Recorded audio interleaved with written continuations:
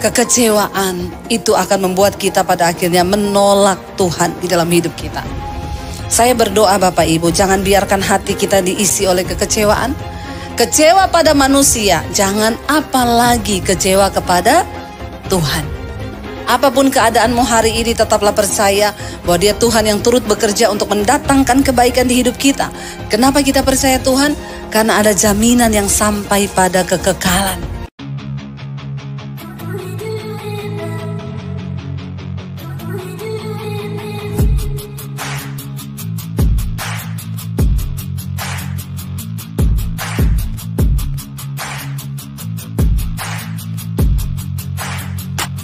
Selamat datang di channel Bela Kebenaran. Kami hadir untuk memberikan informasi opini dan atau fakta terhadap situasi yang sedang terjadi. Mari dukung channel ini dengan cara menekan tombol subscribe dan bunyikan loncengnya.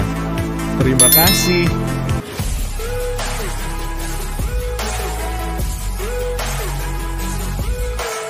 Bapak Ibu, hari ini tema firman Tuhan adalah menang atas iri hati dan kekecewaan. Karena besok itu hari kemenangan, jadi kita mau menang juga atas iri hati dan kekecewaan. Iya, mari kita buka bersama langsung saja di dalam Injil Matius pasal yang ke-11. Kita lihat bersama firman Tuhan. Injil Matius pasalnya yang ke-11. Ini tes suara saya, tes 1, 2, 3, 3, 2, 1. Iya, kayaknya kurang ngebas ya. Di sana kedengaran bagaimana suara saya? Enggak kedengaran? Kedengaran atau tidak? Kedengaran ya? Bagus, berat atau seperti mak-mak? Ya? Iya, tes 1, 2, 3, 3, 2, 1. Haleluya. Kita buka bersama Injil Matius pasal yang ke-11 ya, dan kita lihat ayat yang ke-2 ya. Di sini tentang Yohanes Pembaptis ya, dan Yesus dan Yohanes Pembaptis. Baca bersama ayat yang kedua. Di dalam penjara Yohanes mendengar tentang pekerjaan Kristus, ayat 3. Lalu menyuruh murid-muridnya bertanya kepadanya, "Engkaukah yang akan datang itu atau haruskah kami menantikan yang lain?" Ayat 4. Yesus menjawab mereka, "Pergilah dan katakanlah kepada Yohanes apa yang kamu dengar dan kamu lihat." Ayat 5. Orang buta melihat, orang lumpuh berjalan, orang kusta menjadi tahir, orang tuli mendengar, orang mati dibangkitkan, dan kepada orang miskin diberitakan kabar baik. Ayat 6. Dan berbahagialah orang yang tidak menjadi kecewa dan menolak aku. 7. Setelah murid-murid Yohanes pergi, mulailah Yesus berbicara kepada orang banyak itu tentang Yohanes. "Untuk apakah kamu pergi ke padang gurun melihat bulu yang digoyahkan angin kian kemari? Untuk apakah kamu pergi melihat orang yang berpakaian halus? Orang yang berpakaian halus itu tempatnya di istana raja." Ayat 9. "Jadi untuk apakah kamu pergi melihat nabi? Benar, dan aku berkata kepadamu bahkan lebih daripada nabi." Ayat 10. "Karena tentang dia ada tertulis, lihatlah, aku menyuruh utusanku mendahului engkau. Ia akan mempersiapkan jalanmu di hadapanmu." Saudara, Yesus dan Yohanes Pembaptis. Di sini dikatakan siapa Yohanes Pembaptis itu? Dia adalah orang yang dipilih Tuhan. Dia adalah utusanku, kata Yesus, yang mendahului engkau. Ya, firman Allah. Ia akan mempersiapkan jalan di hadapanmu. Yohanes Pembaptis adalah seorang yang dipilih Allah untuk mempersiapkan jalan bagi kedatangan Yesus. Dia adalah nabi perantara antara perjanjian lama dan perjanjian baru. Semua perjanjian lama itu janji-janjinya diucapkan. Saudara, Yohanes berkata tentang nubuatan akan kedatangan Kristus. Dia berkata, persiapkanlah jalan baginya, luruskanlah jalan bagi dia. Ya, sebab Mesias itu akan datang. Buluh yang patah terkulai tidak akan dipatahkan. Sumbu yang pudar nyalanya tidak akan dipadamkannya. Dia bersaksi tentang Sang Mesias yang akan datang. Dan Alkitab mencatat, singkat cerita, datanglah Yesus. Dan Alkitab juga berkata bahwa Yohanes Pembaptis membaptis Yesus. Jadi menurut saudara Yohanes Pembaptis ini orang yang luar biasa nggak? Luar biasa, karena dia dipilih Tuhan. Bahkan dia membaptis Yesus, ya. Dia adalah seorang yang mempersiapkan jalan bagi Tuhan. Singkat cerita, Yesus datang. Yesus mulai dibaptis, Roh Kudus turun. Yohanes melihat Roh Kudus seperti burung merpati hinggap dan turun di atas kepala Yesus, berkata, inilah anakku yang aku kasihi, kepadanya lah aku berkenan. Dia melihat semua peristiwa itu terjadi. Tapi Injil Matius pasal yang keempat ayat 12, coba kita lihat bersama. Di Injil Matius 4, ini baru Matius 4 ya, kita tahu Matius 1 itu menceritakan Yesus 2, 3, ini baru yang keempat ya. Ayat 12, Injil Matius 4 ayat yang ke-12. Baca bersama. Tetapi waktu Yesus mendengar bahwa Yohanes telah ditangkap, menyingkirlah ia ke Galilea. Jadi di Injil Matius pasal yang keempat, Yohanes ditangkap. Dan apa yang Yesus lakukan? Dikatakan Alkitab berkata Yesus menyingkir, tidak mau ikut-ikutan. Saudara, saya mencoba bertanya, seandainya kita yang jadi Yohanes, ya coba kita sedikit merenung bukan menghayal. Ya, tapi merenung. Kalau saudara dipilih menjadi Yohanes, orang yang mempersiapkan jalan bagi Tuhan, yang berkata bahwa luruskan jalan baginya, Sang Mesias akan datang, dia adalah seorang diurapi yang maha tinggi dan bla bla bla bla lain, dan semua terjadi. Lalu pada akhirnya Yohanes ditangkap dan dipenjara. Lalu Yesus menyingkir. Kira-kira kalau saudara jadi Yohanes, saudara kecewa atau tidak? Jujur, kecewa atau enggak? Kecewa. Dan Alkitab berkata tadi di Injil Matius pasal yang ke-11 ayat yang kedua, tolong dibalik lagi, Injil Matius 11 ayat yang kedua. Dengan jelas firman Tuhan berkata di sana, di dalam penjara. Singkat cerita, Yohanes di penjara. Dari dalam penjara dia mendengar tentang apa? Pekerjaan Kristus. Dia menyembuhkan orang sakit, orang mati bangkit, orang lumpuh berjalan, orang buta melihat. Dia mendengar sementara dia di dalam. Saudara kalau punya teman atau saudara sudah, ya saudara pernah pakai orang itu untuk melakukan tugas saudara, lalu dia di penjara. Ya, ada nggak niat saudara untuk bantu dia? Itu tidak terjadi dengan Yohanes. Ketika dia sudah memberitakan tentang Kristus, dia membaptis Yesus loh. Dan Alkitab berkata, dia ditangkap dan dipenjara. Dari dalam penjara, dia dengar tentang kehebatan pekerjaan Kristus di luar sana. Yesus menyembuhkan orang sakit, membangkitkan orang mati. Dan dia saudara merasa, orang lain bisa ditolong, orang lain dilakukan sesuatu. Tetapi kenapa aku tidak ditolong? Ada rasa iri hati melihat pekerjaan Tuhan bagi orang lain, tapi kenapa saya tidak? Seringkali kita juga mengalami ini dalam hidup kita. Ketika kita mendengar orang ditolong, ya tidak semua orang dengar kesaksian kita itu seneng loh saudara. Ada yang waktu kita cerita, kita bersaksi, dia tuh pura-pura seneng. Oh iya ya, hebat ya, dahsyat ya. Tapi dalam hati dia tidak seneng.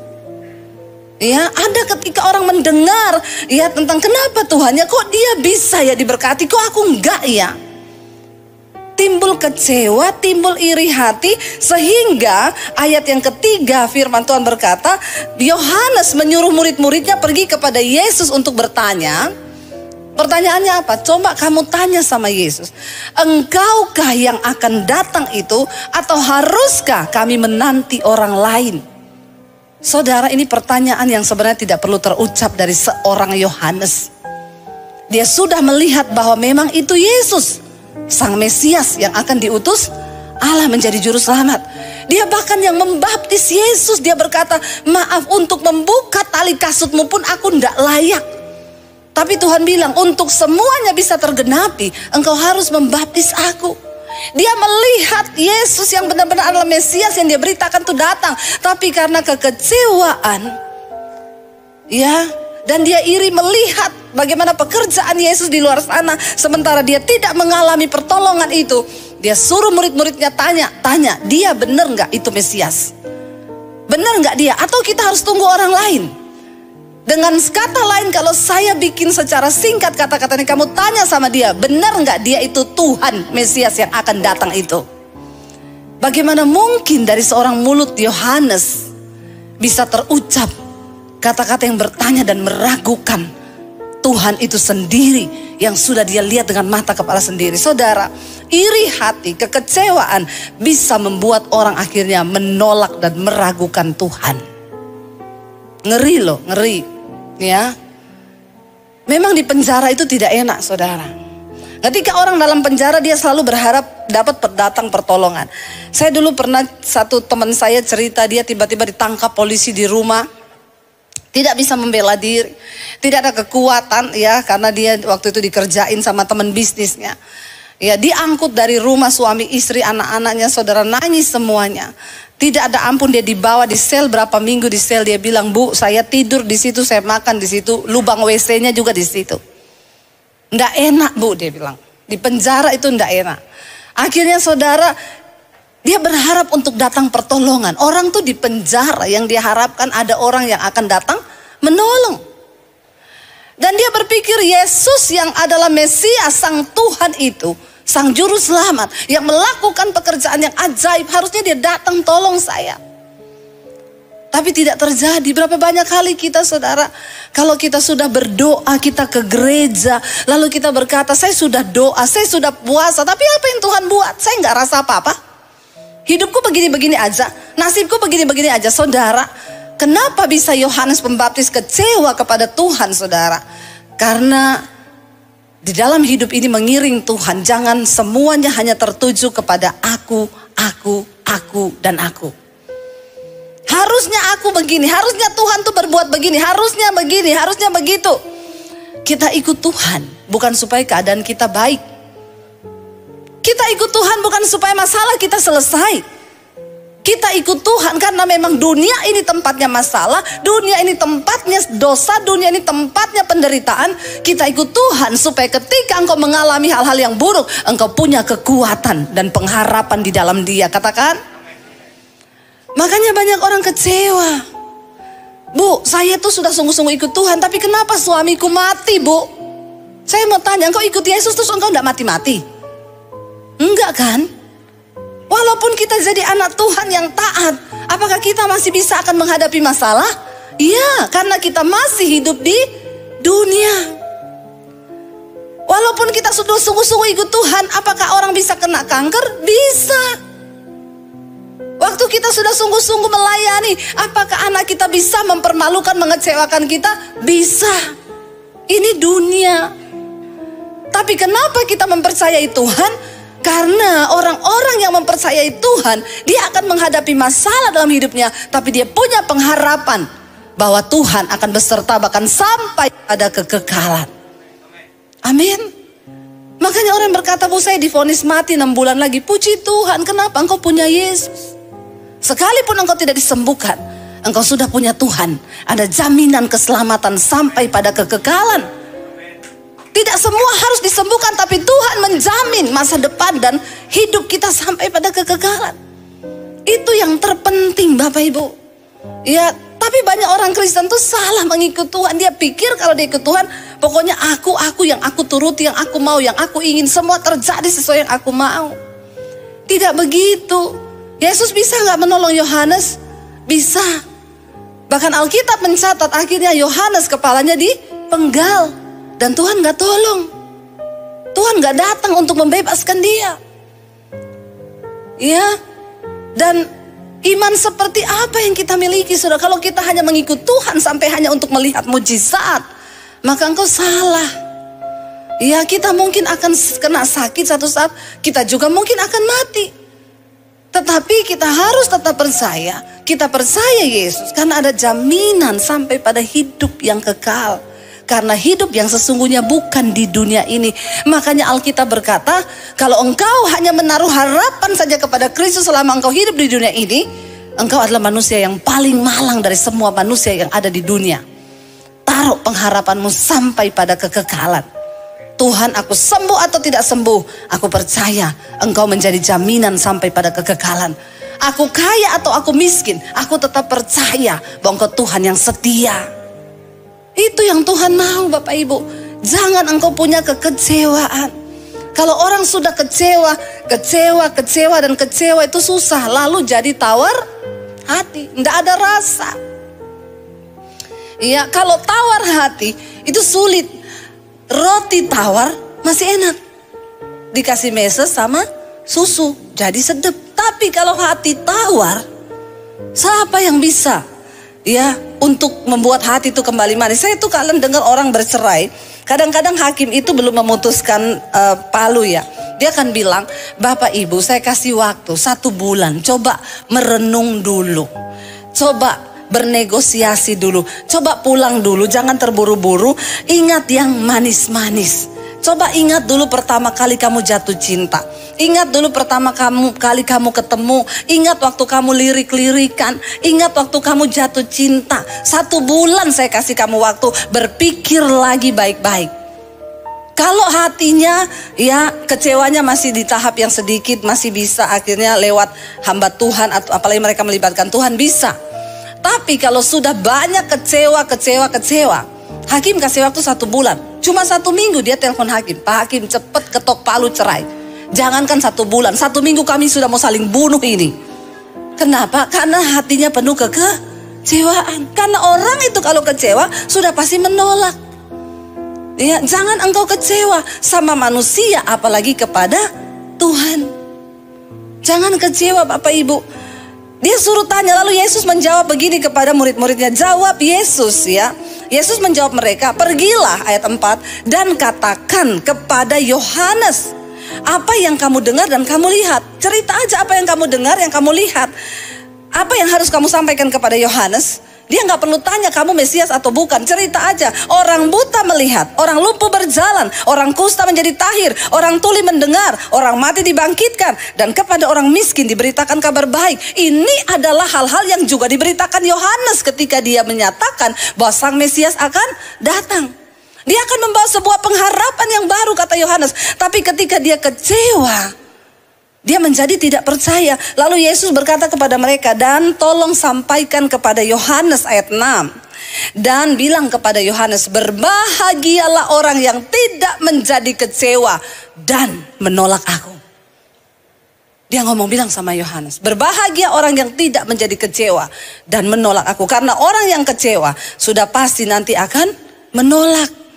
Dan ayat 7 berkata, setelah murid-murid Yohanes pergi, mulailah Yesus berbicara kepada mereka. Dia ceritakan Yohanes adalah seorang yang besar. Dia dipakai sebagai utusan Allah. Dia adalah seorang nabi antara perjanjian lama dan perjanjian baru, yang menyatakan bahwa nubuatan itu akan digenapi.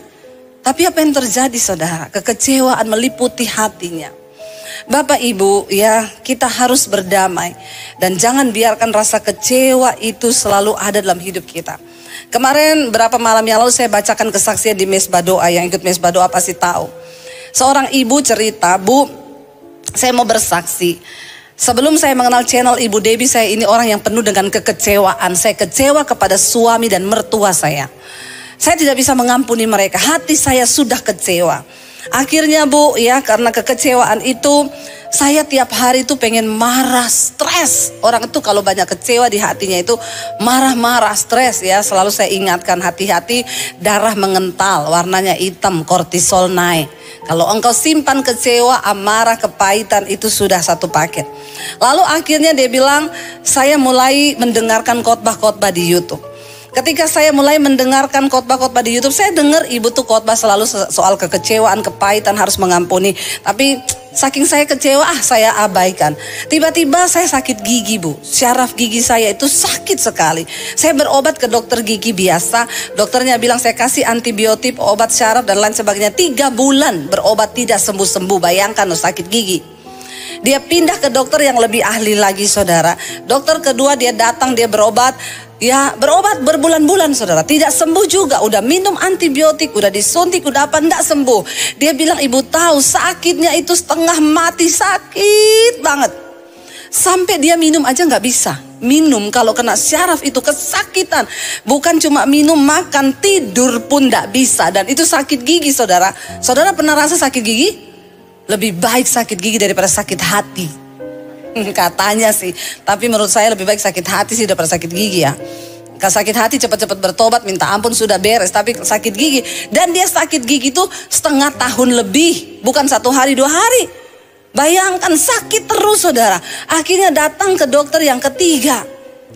Ahlinya ahli dokter gigi. Ya, dia cari lagi yang paling hebat, profesor. Dia datang, dia lihat. Dia bilang kayaknya ini bukan sakit gigi dari syaraf deh Bu. Ini kayaknya berhubungan dengan psikis, kejiwaan. Bisa ya? Bisa loh saudara, dari kekecewaan dan sakit hati naik ke saraf gigi. Ada di antara saudara yang sakit gigi hari ini? Atau sakit apa saja? Ternyata memang benar, dari jiwa itu bisa mempengaruhi hal-hal yang ada di fisik. Tapi dokter itu bilang begini, ya udah tapi kita coba berobat. Hari Senin ibu balik lagi, kita akan operasi. Dan ibu sediakan uang 35 juta. Dia bilang, saya enggak pernah dikasih uang suami saya. Iya, karena udah kecewa toh. Apalagi suaminya pelit, tambah kecewa. Bapak-bapak makanya jangan pelit, amin. Dia sakit hati, dia kecewa saudara. Ya dia bilang, saya sudah pikir Bu, operasi 35 juta, suami gak kasih saya uang berobat. Tapi saudara, ketika dokter tuh cuma bilang, Bu ini kayaknya dari psikis kejiwaan. Ibu stres enggak? Atau apa yang ibu simpan?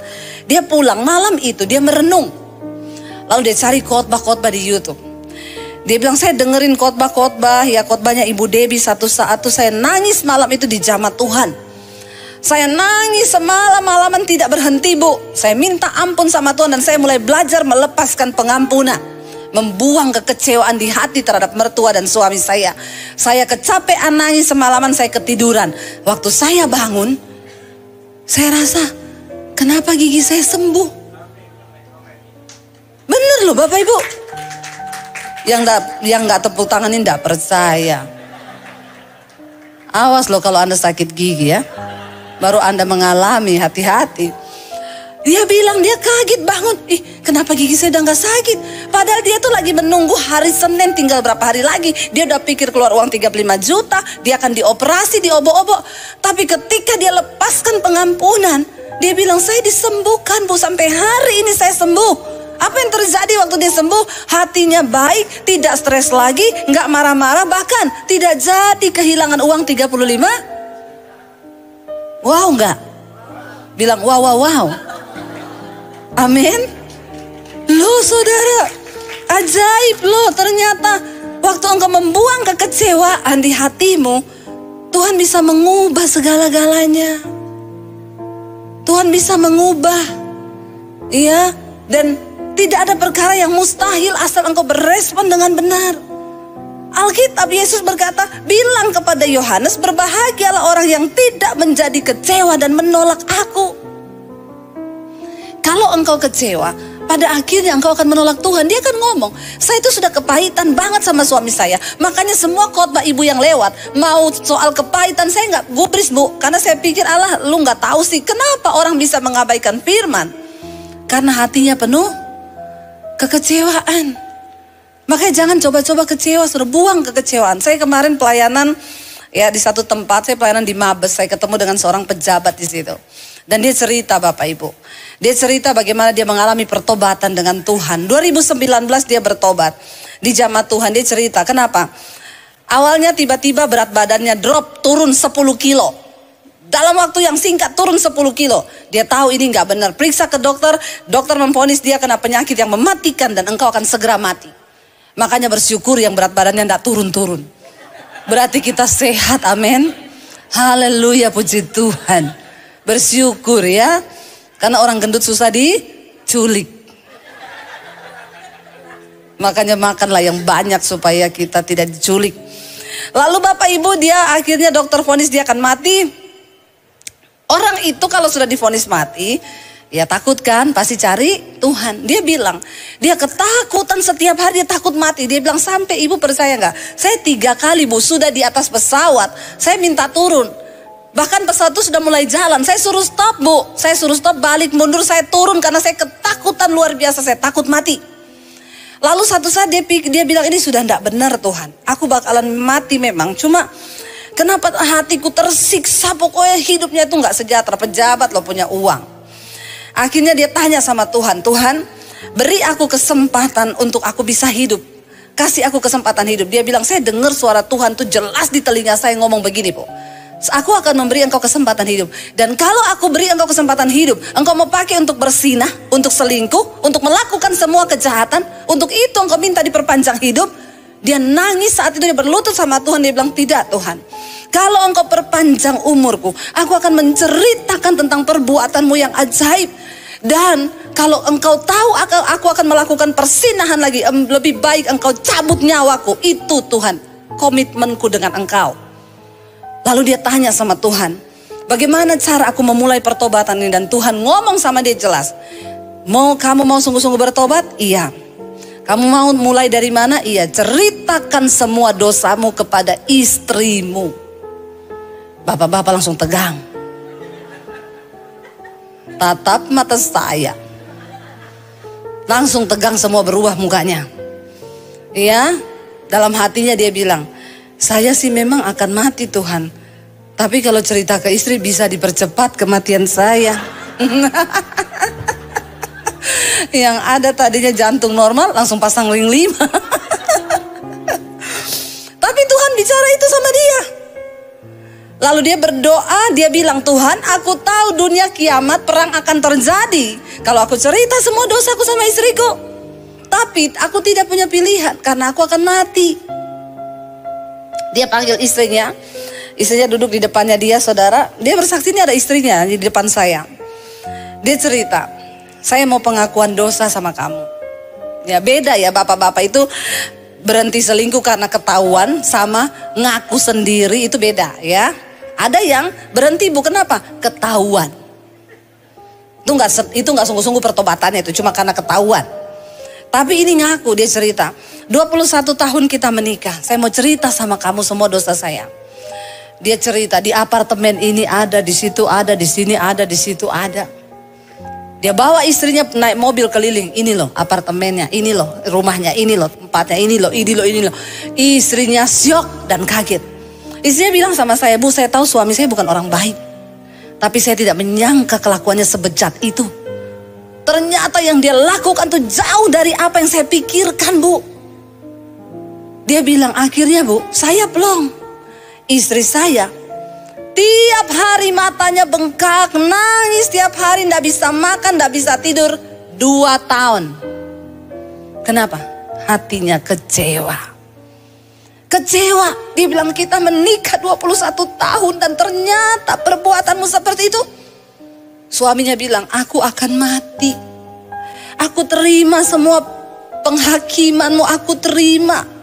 Ngomong aja, pokoknya aku tuh akan mati, aku minta maaf. Tapi kenapa istrinya bisa sembuh, saudara? Termasuk cepat, 2 tahun tuh sembuh. Karena dia melihat ada buah pertobatan yang dihasilkan oleh suaminya. Dia bilang, Bu, suami saya tiap pagi bangun berdoa, dengerin khotbah, baca Alkitab. Ya itu khotbahnya Bu Debbie bisa 6-7 kali sehari dia dengar. Di kantor dia dengar khotbah, di rumah dia dengar khotbah. Dulu tengah malam ditelepon istrinya, di mana? Masih dinas, belum pulang. Iya, masih kerja. Nggak usah cari-cari, tutup aja teleponnya. Sekarang Bu, jam 4 udah di rumah. Istrinya bilang, kok udah pulang? Bingung nggak? Bingung. Ada perubahan yang terjadi. Jadi ibu-ibu, kalau suamimu bilang dia sudah bertobat tapi kelakuannya belum berubah, itu belum bertobat dan percaya. Pulangnya masih tetap sama tengah malam, kelakuannya masih sama, pret. Saudara, dia bilang, ibu tahu perubahannya luar biasa. Dia setiap hari ngajak saya berdoa. Dan apa yang terjadi, saudara? Dia bilang teman-temannya datang di kantor, para pebisnis datang, ngasih bawa duit, Bu, bawa duit. Dia tanya, buat apa ini duit? Biasalah Pak, bawa pulang uangmu. Saya mau berdoa buat kamu. Kamu harus ketemu Tuhan. Jadi kemarin kita persekutuan tuh rata-rata teman-teman pengusahanya yang dulu sering datang, itu diinjilin semua sama dia. Bahkan kemarin ada orang yang gak percaya Yesus, saudara, karena melihat pertobatannya. Dan saya berkata, wow, luar biasa apa yang Tuhan buat. Dan istrinya kekecewaannya segera pulih. Kenapa? Karena dia melihat suaminya itu berubah. Bapak Ibu, berbahagialah orang yang tidak menjadi kecewa dan menolak aku. Ingat, ya kita mungkin akan mengalami banyak kekecewaan dalam hidup ini, tetapi segeralah buang itu supaya engkau jangan menolak Tuhan. Lihat bersama Ibrani pasal yang ke-12 terakhir ayatnya.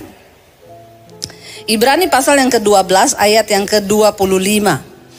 Ibrani 12 ayat 25 kita baca bersama 1, 2, 3. Jagalah supaya kamu jangan menolak Dia yang berfirman. Sebab jika mereka yang menolak Dia yang menyampaikan firman Allah di bumi tidak luput, apalagi kita jika kita berpaling dari Dia yang berbicara dari sorga.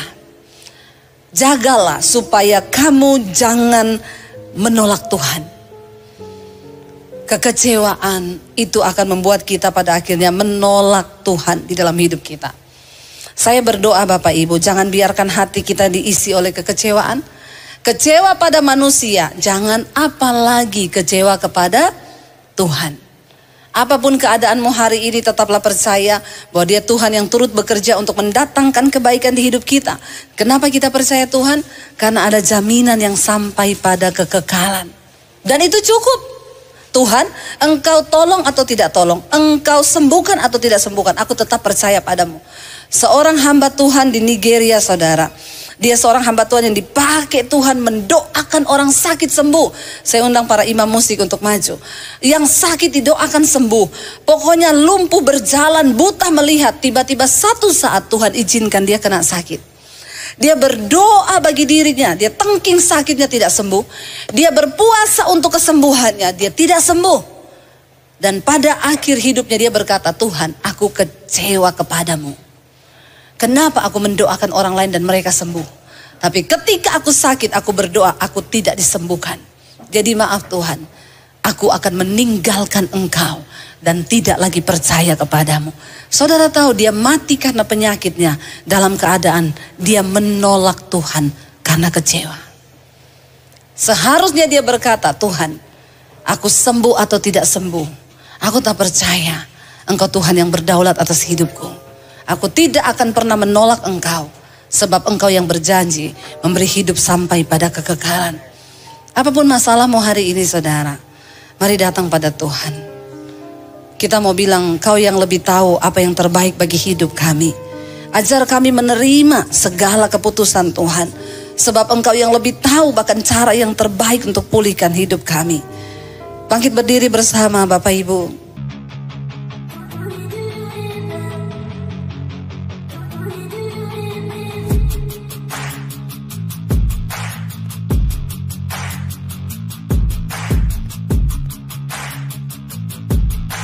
Terima kasih sahabat sudah menyaksikan tayangan kami hari ini. Tuhanlah yang membalas dan memberkati kita semua. Apabila sahabat diberkati, marilah kita dengan murah hati untuk share video ini kepada teman-teman kita yang lain, kepada grup-grup keluarga dan sebagainya. Dan jangan lupa meninggalkan komentar di bawah video ini, serta menekan tombol subscribe video kami, sehingga sahabat tidak ketinggalan video-video terbaru dari kami. Terima kasih. Tuhan Yesus memberkati kita semua. Dan dengarkanlah firman Tuhan singkat ini. Mintalah maka akan diberikan kepadamu. Carilah maka kamu akan mendapat.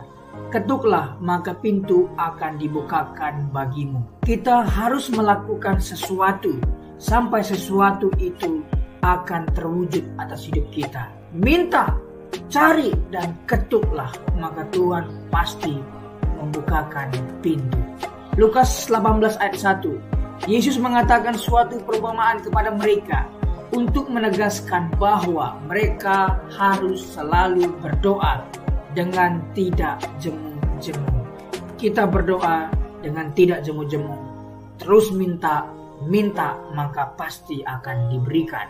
Tuhan Yesus berkata, karena itu aku berkata kepadamu, apa saja yang engkau inginkan ketika engkau berdoa, percayalah bahwa engkau telah menerimanya dan engkau akan memilikinya. Amini ayat firman Tuhan ini, bahwa Tuhan pasti memberikan segala sesuatu yang kita butuhkan.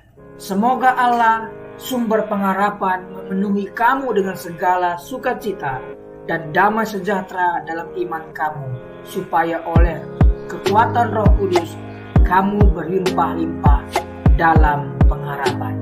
Terima kasih. Apabila sahabat ada komentar dan pendapat yang lain terhadap video hari ini, boleh tuliskan komentarnya, pendapatnya di kolom komentar di bawah video ini, sehingga kita boleh diskusi